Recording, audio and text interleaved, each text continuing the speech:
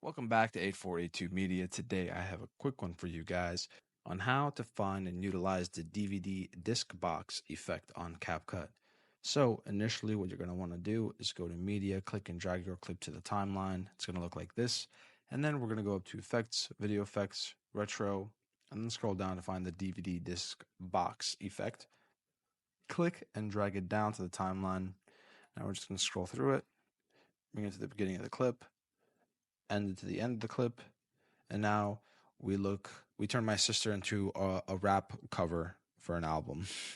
And we'll go to the special effects tab. We can mess with the blur, we can mess with the filter, the horizontal, the noise, size, and vertical, and also add keyframes to them. So let's take a look.